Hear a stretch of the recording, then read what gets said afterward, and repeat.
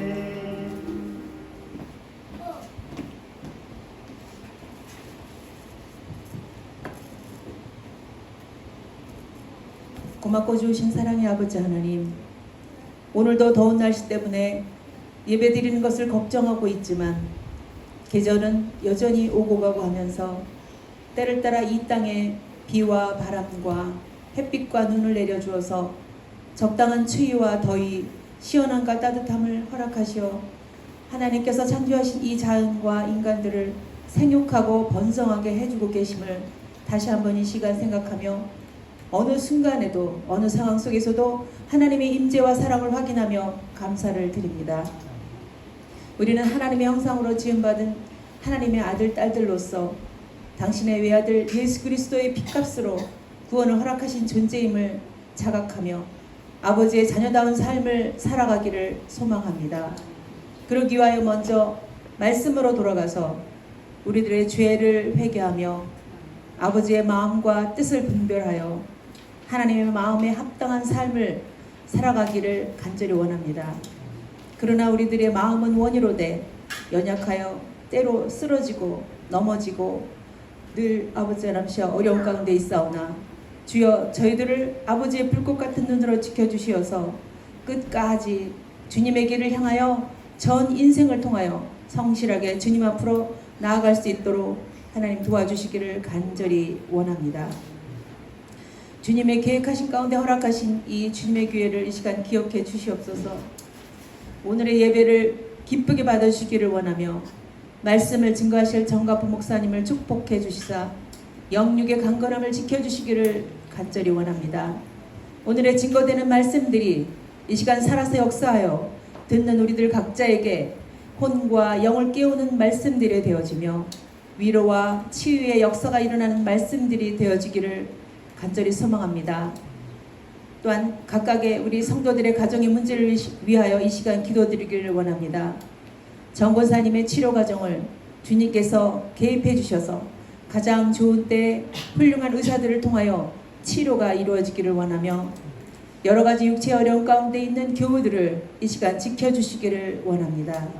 또한 각 가정의 재정의 어려움들을 해결해 주시기를 원하며 관계의 문제나 믿음의 문제, 자녀들의 진로와 믿음의 성장을 위해서 기도드리오니 주님의 방법과 계획대로 이 땅에서 이루어질 것을 믿고 감사드립니다. 또한 쉬지 말고 기도하고 범사에 감사하는 삶을 살아가므로 이 땅에서도 천국을 누릴 수 있기를 소망하며 오늘의 우리들의 이 기도가 말이 아닌 삶이 되게 하시고 죄와 세상을 이기는 능력 있는 기도가 되게 해 주시옵소서. 오늘도 이 예배를 사모하며 수고하는 손길들과 마음들을 축복해 주시기를 원하며 이 모든 말씀을 우리를 죄에서 구원해 주신 예수 그리스도 이름으로 감사하며 기도드렸습니다.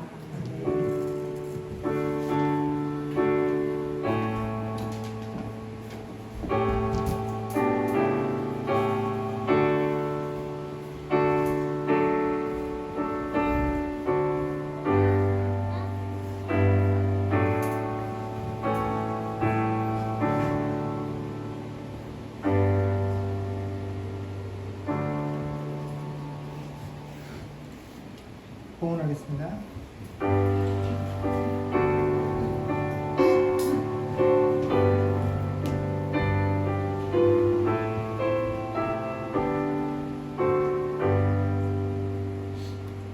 기도하겠습니다. 좋으신 하나님 은혜를 감사합니다. 더운 여름날 가운데서도 하나님께서 각 가정 가운데 허락하신 귀한 일터와 사업장에서 일하게 하시며 피곤치 않게 하시며 또한 내가 모든 모든 것들이 하나님께서 허락하신 귀한 은혜인 것을 고백하며 예물을 드리게 하시니 주여 감사합니다. 10의 1조로 각종 감사의 제목으로 주정헌금으로 드려진 헌물 가운데 우리의 중심들이 온전히 드려지게 하여 주시옵소서. 하나님 우리가 계획하고 준비하는 모든 것들대로 이루어지지 않는다 할지라도 또 내 손에 내가 원하는 것만큼의 풍족함들이 허락되어지지 않는다 할지라도 하나님 결코 우리의 삶이 이 물질의 넉넉함에 달린 것이 아니요 하나님께서 베풀어 주시는 은혜와 긍휼 가운데 달린 것을 우리가 너무나 잘 아오매 세상 사람들은 절대로 누릴 수 없고 고백할 수 없는 그 위로와 평안들이 우리의 입술들을 통하여 우리의 삶들을 통하여 고백되어지게 하시고 하나님께서 허락하신 모든 상황들로 인하여 늘 하나님께 감사할 수 있는 주의 백성들 되게 하여 주시옵소서. 더운 여름철에 일들을 허락할 수 있도록 하나님께서 늘 주신의 강건함들로 함께하여 주옵시고 또한 아버지 하나님 그 직장의 환경과 사람들과의 대면과 또 아버지 하나님 모든 관계 가운데 있는 어려움들로 인하여 우리가 고통하고 어렵고 힘들어하고 그 가운데서 나의 욕심들을 챙기는 자들 되지 않게 하시고 하나님께 기도하며 하나님께서 우리에게 이 땅 가운데 허락하신 그 모든 상황과 환경들을 통하여 하나님의 은혜를 바라볼 수 있는 자들 되게 하여 주셔서 하나님 우리가 선 자리에서 아버지 하나님 우리가 주 예수를 우리의 삶으로 전할 수 있는 그런 귀한 복음의 형상들이 되어질 수 있도록 주께서 은혜로 함께하여 주시옵소서.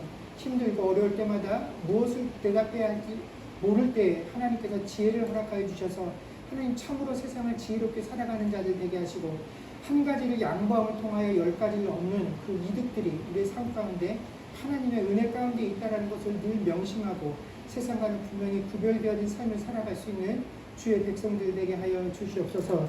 또한 바라고 원하옵기는 지난 약 2달이 넘은 시간 동안 저희들과 함께 신앙생활 하셨던 우리 강장희 권사님, 김용자 권사님 이번 주간에 한국으로 귀국하게 되십니다. 남아있는 일정들 건강하게 잘 마무리할 수 있도록 주께서 은혜로 함께하여 주옵시고 돌아가셔서 섬기는 교회와 또 아버지 하나님 주의 나라를 위하여 애쓰고 기도하는 모든 기도 제목 가운데 하나님께서 응답하셔서 우리가 또 언제 볼지 모르나 다시 만날 때 여전히 영육간의 강건한 모습으로 함께 만나 위로할 수 있는 그런 상황들이 되어질 수 있도록 주께서 은혜로 인도하여 주시옵소서. 오늘도 피치 못할 형편들로 함께하지 못하는 지체들을 주께서 기억하시고 어디에 있든지 간에 동일한 은혜로 함께하여 주시기를 소망하며 우리 주 예수님 이름으로 기도드립니다. 아멘. 네, 교회 소식 전하겠습니다. 네, 좀 전에 기도도 했습니다만 우리 강혜경 집사님 부모님 되시는 권사님 네 분께서 이번 주 토요일 날 다시 한국으로 귀국하십니다. 벌써 저희 교회에서 몇 차례 뵙다 보니까 이제는 가족 같다는 생각이 많이 드네요. 하셔서 건강하시고 저희가 또 언제 뵐지 모르지만 그때 건강한 모습으로 다시 뵐 수 있었으면 감사하겠습니다. 네. 하나님 말씀 보겠습니다. 하나님 말씀은 사무엘상 23장 1절에서 13절까지 말씀입니다.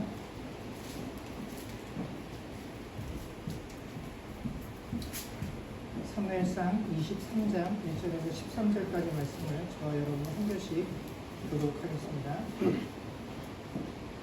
사람들이 다윗에게 전하여 이르되 보소서 블레셋 사람이 그 일날을 쳐서 그 타작 마당을 탈취하더이다 하니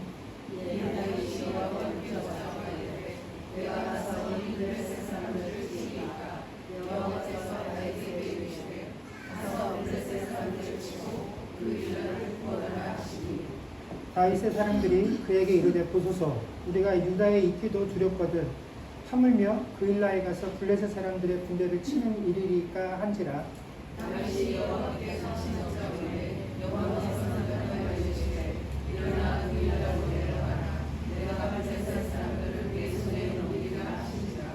다윗과 그의 사람들이 그 일라로 가서 블레셋 사람들과 싸워 그들을 크게 쳐서 죽이고 그들의 가축을 끌어오니라. 다윗이 이와 같이 그 일라 주민을 구원하니라.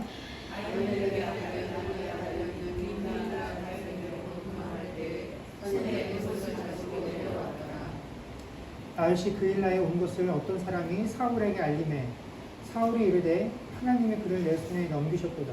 그가 문과 문빗장이 있는 성읍에 들어갔으니 갇혔도다. 사울이 모든 백성을 흩어서 불러모으고 그 일라로 내려가서 다윗과 그의 사람들을 에워싸려 하더니 다윗은 사울이 자기를 해하려 하는 음모를 알고 제사장 아비아달에게 이르되 에봇을 이리로 가져오라 하고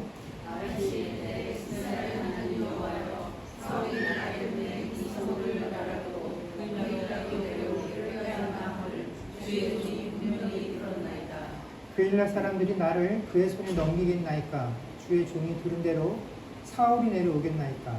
이스라엘의 하나님 여호와여 원하건대 주의 종에게 일러 주옵소서 하니 여호와께서 이르시되 그가 내려오리라 하시니라. 다윗이 이르되 그 일날 사람들이 나와 내 사람들을 사울의 손에 넘기겠나이까 하니 여호와께서 이르시되 그 일을 너를 넘기리라 하시니라. 같이 읽겠습니다.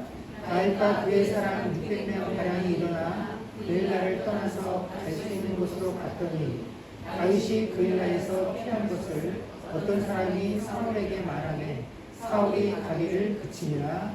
아멘. 사울 왕의 위협을 피해서 이스라엘 남부 광야 지역에 숨어 살고 있던 다윗이 어느 날 그일라라고 하는 지역의 사람들이 블레셋 사람들에 의해서 약탈을 당하고 그들이 타작한 모든 것들을 빼앗겼다라는 소식을 듣게 됩니다. 이 소식을 들은 다윗이 하나님께 물어보죠. 하나님, 제가 그일라 사람들을 위해서 블레셋과 싸울까요? 라고 물었고 하나님께서는 가서 블레셋을 치고 그일라 사람들을 구원해 주라라고 응답해 주셨습니다. 다윗은 자신이 받은 하나님의 응답을 가지고 자신과 함께한 사람들에게 그일라를 구원하러 가자 했더니 이 동료들의 심한 반대를 겪게 됩니다. 당연한 반응이죠. 지금 그들은 사울왕에게 쫓겨다니는, 그래서 숨어있는 형편이기 때문에 이런 상황 속에 가서 누구를 돕거나 보호할 만한 입장이 아니었기 때문에 이들의 거절은 당연한 것이었습니다. 이 함께하는 이들이 다윗의 요청을 거부하는 것이 너무나 합리적이고 타당했기 때문에 다윗은 그들의 반대를 꺾지 못하고 하나님께 다시 한번 여쭤보게 되죠. 하나님, 제가 진짜로 가서 그일라 사람들을 구해줄까요? 했더니 하나님의 대답은 전과 동일했습니다. 가서 그일라를 구원하라라는 것이었죠. 그래서 자신과 함께한 사람들과 함께 그일라에 가서 블레셋 사람들과 싸우고 그일라 백성들이 빼앗겼던 곡식과 가축들을 되찾아 주었습니다. 그런데 이 다윗이 하는 이 행위로 인해서 다윗이 그일라 지역에 있다라는 것이 누구에게 전달이 되냐면 사울왕에게 전해집니다. 그래서 사울왕이 이 다윗을 잡겠다고 군대를 모았다라는 소식이 다윗에게 전해지죠. 그래서 이 소식을 들은 다윗이 하나님께 다시 기도합니다. 그래서 그때 다윗이 하나님께 했던 기도의 핵심은 이거죠. 하나님, 사울왕이 진짜 저를 잡으러 내려오겠습니까? 그러더니 하나님이 답은 그래, 그럴 것이다. 그러면 사울이 내려오면 그때 이 그일라 백성들이 자기를 잡아서 사울왕에게 넘겨줄 것입니까? 라고 물었더니 하나님의 대답은 그래, 사울이 내려오면 그일라 백성들이 너를 잡아서 사울왕에게 넘겨줄 것이다 라는 것이 하나님의 대답이었습니다.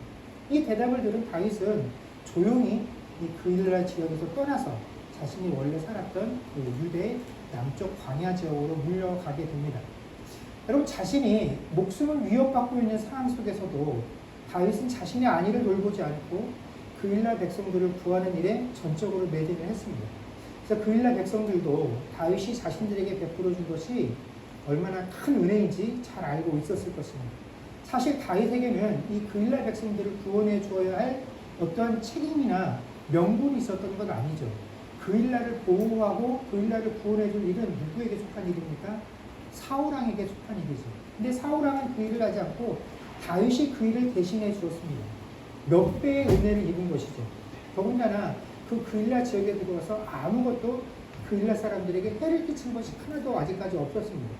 그럼에도 불구하고 사울왕이 다윗을 잡으러 온다라는 그 얘기를 듣자마자 이 그일라 백성들이 다윗을 대신해서 사울의 손에 그를 넘겨주겠다라고 작정을 하고 있었다라는 것입니다.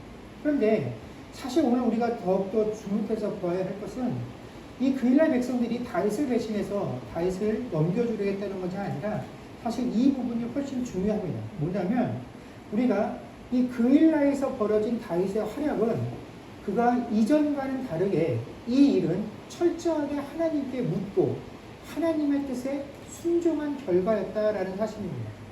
여러분, 다윗이 사울왕이 자신을 죽이려 한다라는 사실을 깨닫고 나서부터 이제 피신을 떠나게 될 때 높당의 아히멜렉에게 들어갔던 일이나 그 외에 이방인들의 지역을 전전긍긍하던 그 모든 상황들을 보게 되면 그때 한 번도 다윗이 하나님께 하나님, 제가 이렇게 어려운 상황인데 어떻게 하면 좋을까요?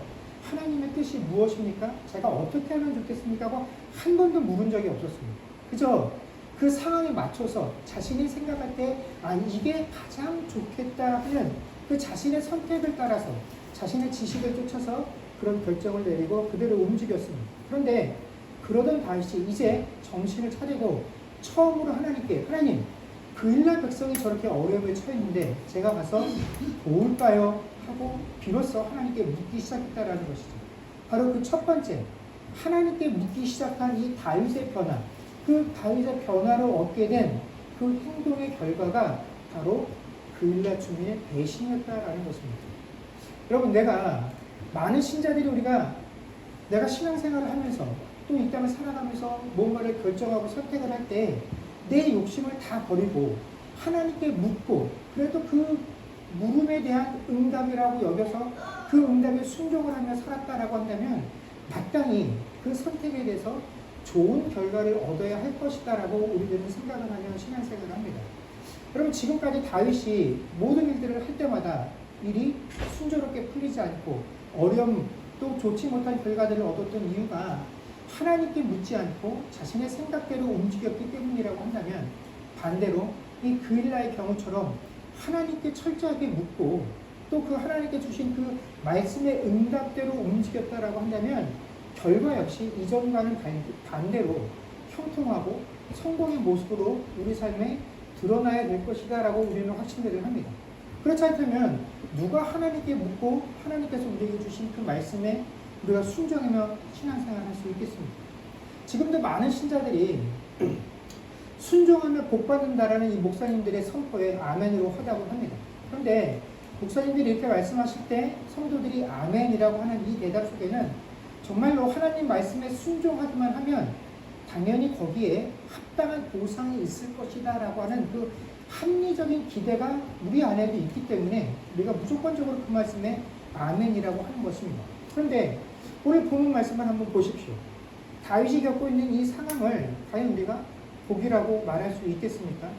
다윗이 내가 하나님 뜻에 순종하면 이런 사람들에게 배신을 당해서 아무런 성과를 거두지 못하고 그곳에서 다시 나오게 될 것이다라는 것들을 예상하며 하나님 뜻에 순종할 것은 아닐 것입니다. 우리 역시 마찬가지죠. 우리가 하나님 말씀에 순종하십시오. 순종하면 복 받습니다라는 이 외침에 아멘이라고 할 때 내가 정말로 하나님 뜻에 합당한 것에 순종하며 살았고 거기에 맞게 사역을 했더니 이것이 우리 삶 속에서 어떤 형통이나 복으로 드러나는 것이 아니라 사람들의 배신감과 또 아무런 소득, 애썼음에도 불구하고 아무런 소득을 얻지 못하고 빈털터리로 그 자리를 떠나야 하는 것이 마땅하다라고 한다면 우리가 그런 것들을 기대하면서 목사님들의 말씀에 아멘으로 답하는 것은 분명히 아닐 것이다라는 것입니다. 여러분, 우리가 신앙생활을 하면서 어느 순간부터 순종하면 복받는다라고 하는 이 말을 너무나 당연한 것으로 여기게 되었지만 사실 신자에게 있어서 순종이라는 것은 특별한 행위가 아닙니다. 하나님의 입장에서 보면 피조물인 우리가 조물주인 하나님께서 우리에게 뭔가를 하라고 말씀하셨을 때 하라고 한 것 혹은 하지 말라고 한 그 말씀에 순종하는 것은 마땅히 해야 되는 당연한 것이지 이것을 했기 때문에 더 칭찬을 하거나 야 너는 다른 애들은 말을 하나도 안 돼 너는 말을 잘 듣는구나 해서 그 말 잘 들음에 대해 어떤 특별한 대접이나 보상을 받아야 할 근거나 이유가 될 수 없다라는 것입니다. 여러분, 순종은 신자인 우리에게 있어서 뭡니까? 의무입니다. 의무는 했다고 해서 칭찬을 받는 것이 아니라 하지 않으면 뭡니까? 범죄가 되는 것이죠. 그래서 하지 않은 것에 대해서 자신의 죄가를 치러야 되는 것이 바로 이 의무입니다. 그리고 신자에게 있어서 순종이라는 것은 바로 이러한 의무라는 것이죠. 행했기 때문에 남보다 더 특별한 것들을 하나님께 요구하는 것이 아니라 행하지 않았기 때문에 하나님 앞에 징계와 형벌을 받아야 될 내용이 순종에 관한 내용이다라는 것입니다. 여러분, 그런데 이 그일라의 사람들의 배신을 확인하는 순간 다윗도 사람인데 이 사람들이 나에게 이렇게 갚아줄 것이라는 그 사실을 알았을 때 여러분 분하고 속상한 마음 없었겠습니까? 이런 분한 마음, 이 사람들을 상대로 풀어버리고 싶다라고 그런 마음 먹을 수도 있습니다. 그렇지만 다윗은 하나님께서 그일라가 너를 배신할 것이다라는 그 말 한마디에 아무런 대꾸도 하지 않고 그 그일라를 조용히 떠나서 물러나게 됩니다. 그야말로 그일라를 향할 때도 그랬지만 그일리를 떠날 때에도 다윗은 하나님 말씀에 정말로 고지식할 정도로 순종을 합니다. 하나님, 내가 왜 그렇게 해야 됩니까? 이렇게 하면 하나님 나에게 무엇을 해 주실 것입니까? 내가 이렇게 하면 어떠한 보상을 저에게 주실 것입니까? 제가 이 사람들에게 이런 배신을 당하는데 하나님이 무엇으로 그 인간들의 배신을 대신 갚아주시겠습니까? 하는 그러한 조건이 하나도 없이 하나님이 그렇다 하면 아무런 말 없이 무조건적으로 그 말씀에 순종하는 것을 보게 됩니다. 여러분, 사실 다윗에게는 좋은 핑계거리가 있었습니다. 하나님, 이 그일라를 구원하는 일을 하러 올 때 하나님도 아시고 저와 함께한 모든 사람들이 말했던 것처럼 저희가 사울왕의 위협에 노출되어 있었습니다. 그래서 우리가 이렇게 누구 도와줄 형편이 아니었음에도 불구하고 그래서 이 사람들이 그렇지 못하겠다고 할 때도 제가 설득해서 여기까지 오지 않았습니까? 그런데 지금 저희가 이렇게 아무 소득 없이 여기를 빈털터리로 떠나간다고 한다면 제가 이 사람들 앞에 체면이 서지 않습니다. 하나님, 저는 이 말씀에 이 상황에 얼마든지 이해하고 넘어갈 수 있어요. 그렇지만 저와 함께한 사람들에게까지 이러한 상황을 이해하고 받아들이려고 할 그런 자신은 없습니다. 하나님, 저는 그럴 수 있지만 저와 함께한 사람들을 생각해서라도 하나님, 저희를 이렇게 내버려 두시면 안 됩니다. 저희들에게, 저와 함께한 이들에게 뭔가 합당한 보상을 해 주셔야 합니다. 그러니 저 아닌 이들을 위해서라도 제가 그일라 사람들에게 여기에 합당한 요구를 하겠습니다라고 할 법도 한데 이 다윗은 하나님을 향해서도 이 그일라 백성들을 향해서도 어떠한 무리한 요구도 어떠한 핑계도 조건도 내걸지 않았다라는 것입니다. 그럼 우리가 신앙생활을 하면서 하나님 뜻을 구한다라고 하는 순간들이 참 자주 맞이하게 될 것입니다. 그런데 여러분, 한번 내가 하나님 뜻을 구합니다라고 말하는 그 순간에 우리들의 그 심령을 한번 곰곰이 들여다보십시오. 우리가 정말 하나님 뜻을 모르기 때문에 하나님 뜻을 구합니다라고 물어볼까요? 아닙니다. 우리는 하나님의 뜻을 너무나 분명하게 잘 알고 있습니다. 왜냐하면 우리를 향한 하나님의 뜻들은 이미 이 성경을 통해서 명백하게 드러나 있어요. 우리가 하나님을 위해서, 세상을 위해서 우리가 어떠한 모습과 태도로 살아야 할지 분명하게 나와 있다라는 것입니다. 그럼에도 불구하고 우리가 끊임없이 하나님께 기도하면서 하나님, 내가 하나님 뜻을 알고 싶어요 라고 말하는 것은 하나님의 뜻을 분명히 아는데 내가 이 하나님 뜻대로 살면 내가 손해를 보기 때문입니다. 내가 계획하고 준비하고 내가 거둬들여야 할 것들이 하나님의 뜻에 상충되기 때문에 하나님 뜻에 따르자니 내가 손해볼 것 같아서 내가 이걸 제대로 못하겠어요. 포기를 못하겠어요. 이 노라는 거절을 우리가 하나님의 뜻을 구한다라는 이 표현으로 애둘러서 사용하고 있다는 것입니다. 실제로 내가 하나님 뜻을 구합니다라고 말할 때 우리의 심정은 하나님 전 이거 못하겠어요. 하나님이 포기하세요. 하나님이 뒤로 물러나세요. 하는 그 거부의 표현이 하나님 뜻을 구한다라는 것입니다. 하나님은 우리를 향한, 우리를 둘러싸고 있는 이 모든 환경과 상황 속에서 우리를 향한 하나님의 뜻과 계획은 분명하다라는 것이죠. 그럼에도 그것을 알고 있음에도 불구하고 내 욕심과 내 이익과 하나님의 뜻이 상충하기 때문에 우리는 주저없이 하나님의 뜻을 기다린다는 말로 하나님께 노를 외치고 있다는 것입니다. 그래서 우리가 이런 상황들, 하나님 뜻이 분명할 때 내 이익과 상충될 때에도 내 이익과 뜻을 포기하고 정말로 하나님 뜻대로 사는 것이 어렵다라는 것입니다. 그렇기 때문에 우리가 이런 상황이 되었을 때 하나님 뜻을 구합니다라고 기도하는 것이 아니라 이때 우리가 기도해야 될 것은 하나님 뜻이 무엇인지 아는데 내 안에 욕심이 여기에 순종하지 못하는, 그러니 내가 하나님 뜻에 순종할 수 있게 해달라고 기도를 해야 되는 것이지 하나님 뜻이 무엇인지를 내게 알려주세요 라고 기도하는 것은 하지 않겠다라는 기도와 다짐과 다를 바 없다라는 것입니다. 그래서 오늘 본문 말씀을 보게 되면 이 다윗이 행하는 모든 결정의 기준들이 이 그일라에서 이루어지는 행위들 속에서 오직 하나님의 계획과 뜻에만 달려있다라는 것을 우리가 보게 됩니다. 여러분, 그일라를 구원하는 것은 다윗의 계획에서 나오는 것이 아닙니다. 이것은 하나님에게서 나온 것이죠. 이 그일라를 구원하겠다는 것은 하나님의 계획과 뜻이고 이 다윗은 그 하나님의 계획과 뜻 안에서 무엇으로 사용되는 것입니까? 다윗은 단지 도구와 방법으로 사용되는 것뿐이다라는 것입니다.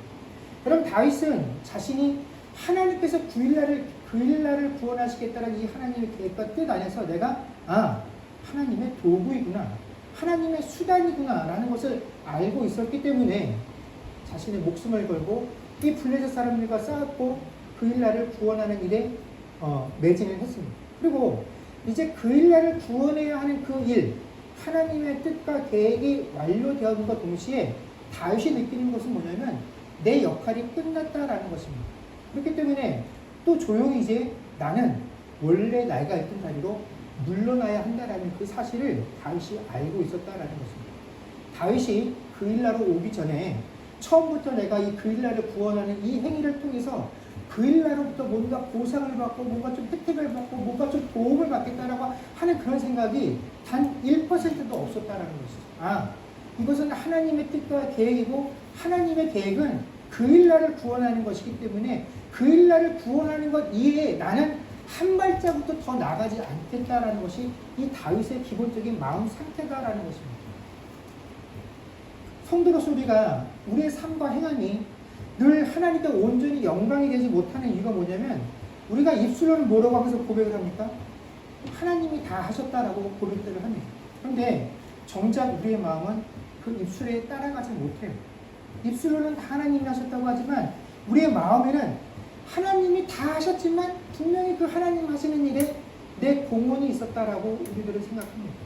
그 내 공헌 속에 이가 이루어진 결과들을 보면서 여기에 내 몫이 분명히 있다라고 생각들을 합니다. 그래서 내 헌신과 내 열심에 대한 보상 심리가 존재하고 우리는 그것들이 충족되지 못하면 하나님께 배신감을 느끼게 됩니다. 그러나 다윗은 철저하게 하나님 중심의 시선을 가지고 있었기 때문에 아무런 주저함 없이 하나님이 여기까지 와라 하면 여기까지 왔고 여기서 떠나라 그러면 여기서 아무런 주저 없이 떠나갈 수 있었다라는 것입니다. 그렇기 때문에 여러분, 성도인 우리들 역시 이 땅에서의 삶을 살아감에 있어서 이 다윗처럼 하나님 중심의 시선들을 가질 필요가 있다라는 것입니다. 여러분, 오늘 본문 속에서 하나님께서 이루시고자 했던 가장 중요한 일의 핵심은 이 그일라의 백성들을 구원하는 것입니다. 그러니까 그 하나님의 계획이 끝남과 동시에 이 하나님의 계획을 이루시는 수단으로서의 다윗의 역할도 끝이 난 것입니다. 그렇기 때문에 우리는 더 이상 거기에 뭔가를 주장할 것이 없다라는 것이죠. 하지만 우리는 대부분 신앙생활을 누구 위주로 합니까? 자기 위주로 신앙생활들을 합니다. 그래서 이런 자기 위주의 신앙생활을 하는 사람들의 문제점이 뭐냐면 하나님을 나를 중심으로 돌아가는 일에 도구로 여기고 살아간다라는 것입니다. 그래서 늘 하나님께 간구할 때 하나님 나를 위하여 누군가를 예비해 주시고 나를 위하여 이런 사람들을 예비해 주시고 나의 이 이익들을 위해서 누군가를 희생시켜서 내가 이익을 보고 내가 계획한 뜻들을 이룰 수 있게 해 주십시오 라고 간구하고 그것들이 이루어져야 비로소 뭐라고 고백을 하냐면 하나님의 은혜다라고 이야기한다라는 것입니다. 그래서 내 중심으로 신앙생활 하는 분들은 내 삶이 누군가를 위해서 준비되어졌다라는 것들을 생각하지 않아요. 내 인생과 내 삶이 내게 허락되어진 물질과 내 지식과 내 모든 은사들이 다른 누군가를 위해서 예비되어졌다라는 것들을 인정하지 않아요.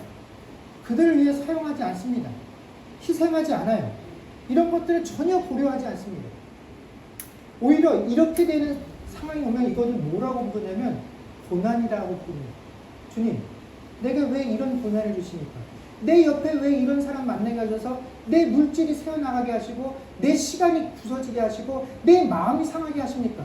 하나님 왜 내게 이런 고난을 주십니까? 라고 하나님께 이야기한다는 거죠.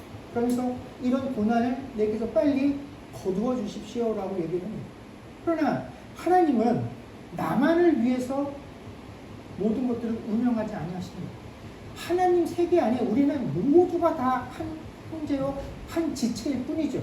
우리 모두가 균형 있게 하나님의 뜻과 계획 안에 있기 때문에 우리는 때로 누군가의 배려와 도움을 통하여 도움을 얻기도 하지만 우리는 또한 누군가에게 도움을 끼치기 위해서 바로 이 자리에 이 순간에 있다라는 것입니다. 이 사실들을 인정하지 못하면 우리가 우리의 신앙생활을 하면서 항상 하나님께서 가라고 한 그 자리까지 가지 못합니다. 하나님께서 멈추라고 한 자리에 멈추지 못합니다. 하나님께서 뒤로 물러나라고 할 때도 물러나지 못합니다. 이게 하나님 시선을 가지고 있지 못하기 때문에 내 중심의 시선을 가지고 신앙생활하는 사람들의 특징이다라는 것입니다. 만약 여러분 다윗이 그 그일라에 들어가서 이렇게 하나님 중심의 시선들을 갖지 못하고 끝까지 자기 중심의 시선으로 내가 그일라를 위해서 이렇게 애쓰고 봉사하고 헌신했으니 내가 그 모든 것들의 대가를 이 사람들에게 요구하는 것이 정당하다라고 여기서 그곳 그일라에 내가 남아서 주인 행세를 하겠다라고 한다면 내가 수고한 일에 대한 대가를 원했다라고 한다면 아마 그일라 백성들은 다윗의 손에 죽임을 당했거나 아니면 다윗을 잡겠다고 온 사울과의 전쟁통에 또다시 죽임을 당했을 수 있다라는 것입니다. 근데 어떤 식으로든지 이 상황 속에서 그일라 백성들의 생명이 죽게 되어서 손해를 보게 된다면 이것은 그일라를 구원하겠다고 하는 하나님의 뜻에 완전히 반하는 사건이죠. 그렇기 때문에 이런 일을 행해서 안 된다라는 것입니다. 만약에 그렇게 되었다라고 한다면 자신의 손으로 블레셋 사람들의 위협에서 이 그일라를 구원했지만 결국 어떻게 해요? 자신의 손으로 이 그일라 백성들을 죽음으로 몰아넣는 그런 행위를 하는 것이기 때문에 이는 하나님의 계획을 거스르는 것입니다. 여러분 다윗뿐만이 아닙니다. 예수님께서 이 땅에 오셔서 우리에게 보여주신 삶 역시도 하나님 중심의 신앙이었다라는 것이죠. 여러분 예수님께서 십자가를 지시고 올라가실 때 사람들이 어떻게 반응합니까? 많은 이들이 예수님을 조롱하고 비난했습니다. 야, 저 사람이 정말 하나님의 아들이라고 한다면 네가 그 십자가에서 내려오라고 조롱을 합니다. 많은 병자들을 고치고 심지어 죽은 자도 살렸는데 정작 자기는 살 길이 없구나, 자기 목숨을 구하지 못하는구나 라고 많은 사람들이 예수님을 비방하고 조롱을 했습니다. 그런데 예수님께서 그 사람들, 자신을 비방하고 조롱하는 그 사람들을 위해서 예수님께서 무슨 일을 행하신 것입니까?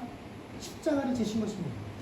지금 십자가에서 주셔서 예수님이 바로 그 사람들의 죄값을 치르는 일을 하고 계신다라는 것이죠. 그래서 예수님은 그 조롱 섞인 그 경멸 어린 그 상황 속에서도 하나님께 뭐라고 부르짖습니까? 아버지시여, 저 사람들이 지금 무슨 일을 하고 있는 자신들이 모르니 저들의 죄를 어떻게 해요? 사해달라고 하나님께 기도할 수 있었다는 것입니다. 왜 그러셨습니까? 예수님은 하나님께서 맡겨주신 그 일을 행하러 이 땅에 오셨습니다. 그리고 예수님께서 행하셔야 할 그 일이란 우리들의 죄를 대속하기 위해서 십자가에 우리의 죄의 대속물로 죽으시는 그 일이었죠. 그 일들을 행하시게 오셨는데 사람들이 그 가치를 몰라요. 주님께서 행하시는 이 일이 자신들에게 어떤 은혜로 다가오는지 알지 못해요. 그래서 예수님을 조롱합니다. 우리가 인간적인 마음 같으면, 야, 내가 지금 누구를 위해서 이런 아픔을 겪고 있는데, 내가 너희들을 위해서 일을 하고 있는데 나를 감히 비방하고 조롱하고 내가 너희들을 위해서 이 일을 할 수 없다 라고 하지 않으셨다라는 것입니다. 예수님께서는 내가 아버지의 일을 하기 위해서 이 땅에 와서 그 일을 하고 있는 동안에 내가 하고 있는 이 일에 대해서 세상 사람들이 어떻게 반응하는지 거기에 주목하지 않으셨습니다. 그리고 그 사람들의 반응에 내 감정을 소비하는 것으로 하나님의 계획이 방해되지 않게 하셨다라는 것입니다. 우리가 그런 일 많이 경험하지 않습니까? 신앙생활 하면서 하나님께 기도하고 결단하고, 그런데 이 교회당 예배 밖을 나가는 순간부터 그 결심과 결단들이, 그 하나님의 은혜가 봄에 불쑥 다 없어지고 세상 사람들과 똑같이 감정적인 대립들을 하는 그런 일들을 우리가 수도 없이 경험하게 됩니다. 그래서 정말로 주님께서 나를 통하여 이 땅 가운데서 이루시고자 했던 그 많은 일들을 우리가 아주 조그마한 감정의 문제로 다 엎어버릴 때가 참 많다라는 것입니다. 그런데 예수님께서는 그렇게 하지 않으셨습니다. 왜 그러셨냐면 그들을 바라볼 때 내 중심의 시선을 가지고 바라보는 것이 아니라 하나님 중심의 시선을 가지고 바라보시기 때문에 그렇다라는 것입니다. 내가 왜 이렇게 어렵고 저 사람들을 위해서 하고 있는데 왜 그들에게 돌아오는 것이 비난이고 조롱이고 배신일까? 내 중심의 시선으로 보면 이걸 되갚고 싶죠. 나를 위해서 멈추고 싶지요. 그런데 그것으로 우리의 감정의 반응들을 사용하지 말라라는 것입니다. 하나님 중심의 시선들을 가지고 내 주변의 상황과 그 사람들과 사건들을 바라볼 수 있어야 한다는 것입니다. 여러분, 우리가 그럴 때 어떠한 변화가 있냐면, 우리가 하나님 중심의 시선을 가진 자들은 나를 힘겹고 어렵게 하는 그 타인들의 말과 상황과 그들의 반응 속에서 그들의 허물을 발견하는 것이 아니라 나의 허물을 발견하게 된다는 것입니다. 그럼 오늘 본문만 우리가 읽어보면 다윗이 엄청난 피해자 같죠. 그런데 다윗이 사실 얼마 전까지는 그 역시도 엄청난 민폐였고 억울한 피해자를 만드는 가해자였다라는 것입니다. 다윗이 사울의 눈을 피해서 높당으로 피신을 했고, 그곳에서 다윗과 그 제사장 아히멜렉이 있었던 그 상황 때문에 결국 사울의 노여움을 사서 그곳에 있는 많은 사람들이 죽임을 당하게 됩니다. 그러면 사람이 살면서 자신이 억울한 일만 당하는 것은 아니죠. 내가 살면서 누군가를 억울하게 만들 때도 있습니다. 누군가에게 피해를 줄 때도 있습니다. 그런데 이상하게도 나 자신과 관련해서 내게 남는 기억들은 다 뭡니까? 내가 억울한 일 당한 것만 내게 기억이 남죠. 누군가 나에게 피해 준 것만을 기억을 하게 됩니다. 그리고 혹시라도 내가 누군가에게 행했던 그 악한 행동들과 피해를 줬던 그 상황들을 떠올리게 되면 뭐라고 변명을 하냐면, 그때는 정말 내가 살기 위해서 나도 어쩔 수 없었다라는 것으로 내가 누군가에게 피해를 주고 누군가를 배신감을 느끼게 했던 것들을 우리가 나도 그런 사람이었다는 사실을 인정하려 하지 않습니다. 난 정말 어쩔 수 없는 상황이었어. 정말 그때 나도 죽을 것 같았어 라고 변명할 뿐이라는 것이죠. 그런데 다윗은 이 그일라 사람들이 자신을 배신하는 그 모습들을 보면서 그일라 사람들의 모습에서 그일라 사람들의 그들의 허물을 발견한 것이 아니라 누구의 허물을 보게 됩니까? 자기 자신의 허물을 보게 되었다라는 것입니다. 그래서 그들을 정죄하는 것이 아니라 그들의 모습 속에서 내가 이들을 정죄할 자격이 없는 사람이구나. 이들에게 무언가를 요구할 만한 자격이 없는 사람이구나 라는 사실을 깨달았기 때문에 그는 자신의 죄를 범과 동시에 하나님께서 내게 베풀으셨던 또 나를 위하여 희생한 그 녹제사장들의 사랑과 희생을 보면서 그들의 은혜를 깨닫게 되고 그들이 나를 위해서 목숨을 버린 것에 비하면 내가 이들을 위해서 한 것들은 정말로 아무것도 아니구나 라고 하는 그 고백과 다짐 속에서 어떻게 해요? 조용히 아무 말 없이 그 일날을 떠나게 되었다라는 것입니다. 근데 여러분 동시에 우리가 기억해야 할 것이 또 한 가지 있습니다. 그건 뭐냐면 다윗이 어떠한 상황 속에서 이 9일날로 보냄을 받았느냐 하는 이 사실이 우리가 끝까지 놓쳐서는 안 됩니다. 여러분 우리가 서두에서도 밝힌 것처럼 다윗도 이 9일날 백성들만큼이나 어렵고 힘든 상황 속에 있었습니다. 9일날 백성들이 블레셋에 의해서 생명의 위협을 받고 있었다라고 한다면 여러분 다윗은 사울왕에 의해서 생명의 위협을 받고 있었습니다. 누가 더 어렵다라고 판가름할 수 없을 만큼 두 사람이 겪고 있는 상황이 다 어렵고 힘들었어요. 그런데 하나님께서 다윗에게 뭐라고 하십니까? 그 일날에 가서 도우라고 명령하셨다라는 것입니다.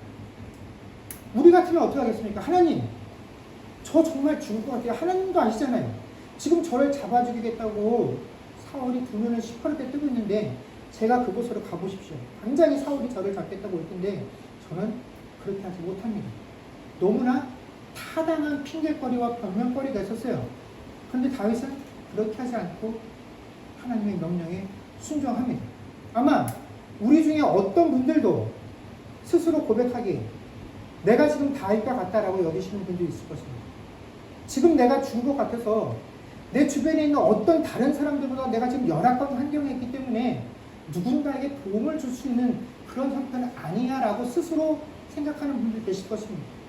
지금 나와 같은 상황과 위치라고 한다면 나는 누군가를 돕기보다는 도움을 받는 것이 너무나 당연한 것이야 라고 스스로 여기는 분들이 계실 것입니다. 그래서 나 같은 처지와 상황에 있는 사람에게 누군가를 돕고 헌신하고 배려를 요구하는 것은 너무한 일이다 라고 반박하고 싶은 그런 심정으로 살아가는 분들 분명 계실 것입니다. 우리 모두 다 그런 부분들이 있을지 모르겠습니다. 그러나 우리가 그렇게 느낄지라도 성경은 우리에게 그렇게 이야기하지 않습니다. 여러분, 우리에게 마땅한 것은 없습니다. 당연한 것도 없습니다. 우리가 아무리 어렵고 힘들어서 내가 누구도 돌볼 수 없고 나 하나 돌보고 건사하는 것마저도 정말로 힘들고 어려워. 누군가에게 손 벌리지 않을 텐데 이것이 정말 다행이야 라고 스스로 위안을 삼는 그 상황 속에 여러분 곰곰이 생각해 보십시오. 정말로 그 상황 속에 하나님의 은혜가 없습니까? 그렇게 느끼고 내 처지를 비관하는 그 상황 속에 하나님의 은혜의 손길들이 없습니까? 하나님의 사랑을 못 느끼십니까? 그것이 없었기 때문에 내가 지금 이 정도밖에 못 산다라고 여기시고 계십니까? 아니죠. 내가 아무리 어렵고 힘들고 죽을 것 같아도 그 상황 속에서도 나를 향한 하나님의 은혜는 여전히 존재한다라는 것입니다. 하나님의 사랑의 손길 역시 여전히 존재한다라는 것이죠. 근데 우리가 정말 그것을 인정한다라고 한다면 나와 같은 처지 혹은 나보다 더 좋은 환경 가운데 있는 사람을 위해서라도 우리는 마땅히 어떻게 됩니까? 섬기고 헌신해야 합니다. 여러분 이것이 하나님의 뜻입니다. 이것이 하나님 중심, 하나님의 시선을 가지고 신앙생활하는 자들에게 요구되어지는 하나님의 뜻이다라는 것입니다. 사랑하는 성도 여러분, 우리가 진정 하나님의 은혜를 받고 살아가는 자라 하는 증거가 과연 이 땅 가운데 무엇으로 드러날 수 있겠습니까? 그럼 그것은 하나님과 같은 시선들을 가지고 살아가는 것입니다. 하나님과 같은 시선을 갖는다라는 것은 나를 중심으로 살아가지 않고 오직 예수 그리스도를 내 삶의 중심에 놓고 그 은혜를 붙잡고 놓치지 않고 나의 유익을 구하지 않고 무엇이 참된 것인지를 분별하는 것입니다. 그래서 하나님께서 분명하게 우리에게 요구하는 뜻이 무엇인지를 아는 자로 세상을 사는 것입니다. 그래서 하나님이 허락하신 이 상황 속에 살아가면서 이 상황 속에서 봐라, 저 사람의 허물과 저 사람의 잘못된 것들을 발견하는 것이 아니라 그 상황과 환경과 조건들을 보면서 나의 죄를 볼 수 있고 그 죄 가운데서 하나님의 은혜를 발견하는 것. 여러분 그것이 하나님의 시선들을 가지고 살아가는 신자의 모습입니다. 여러분 우리에게 주어진 어떠한 상황 속에서도 그 상황들을 핑계거리로 삼지 말고 어떤 조건 속에서 하나님의 시선들을 가지고 우리가 분명 믿지 아니하는 자들과 구별되어지는 그런 삶을 살아갈 수 있는 저와 여러분들이 되어질 수 있기를 주의 이름으로 간절히 축원합니다. 기도하겠습니다.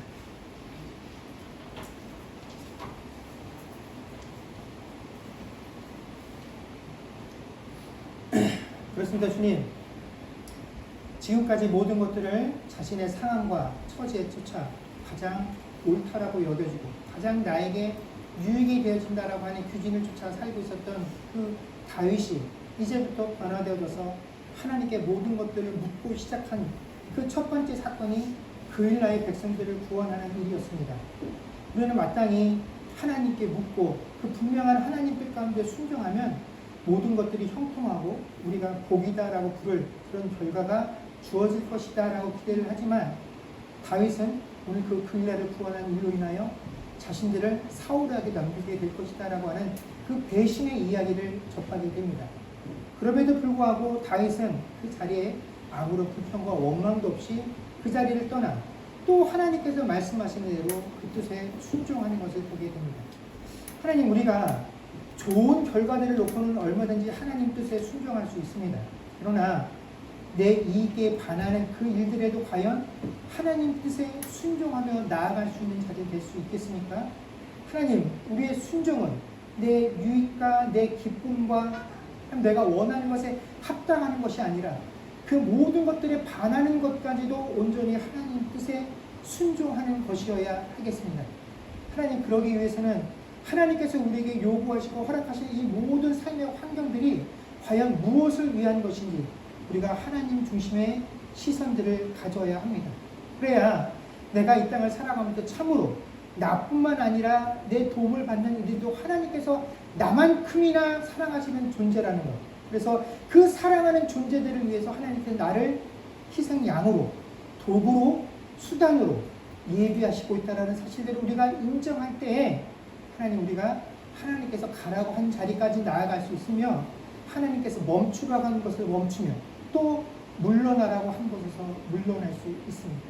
하나님, 우리에게 주어진 상황과 환경 가운데서 상대방의 허물들을 보는 자들 되지 말게 하시고 그들의 모습 속에서 내 죄를 보는 자들, 내 허물을 보는 자들 되게 하시고 그 허물과 죄에도 불구하고 내 삶에 베풀어 주신 하나님의 은혜를 더 깊이 살필 수 있는 자들 되게 하셔서 하나님, 어떤 상황도 핑계되지 않게 하시고 참으로 세상과는 구별되어진 그 하나님 자녀의 시선들을 가지고 살아가는 자들 되게 하여 주옵소서. 감사드리며 우리 주 예수님 이름으로 기도드립니다. 아멘. 오직 주의 은혜로 찬양하겠습니다.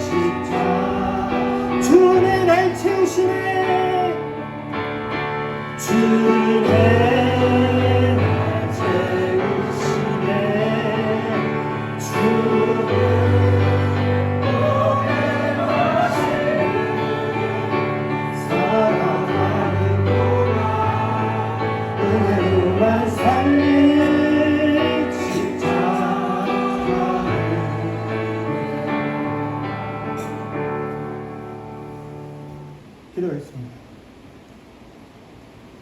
지금은 우리 주 예수 그리스도의 은혜와 하나님 아버지의 크신 사랑과 성령님의 교통하심과 충만케 하는 역사가 이제 나 중심이 아닌 하나님 중심의 시선을 가지고 이 땅을 살기로 고백하는 주의 백성들과 그들의 가정과 사업과 자녀들과 그 미래와 이 교회 위에 이제로부터 영원토록 함께 있을지어다.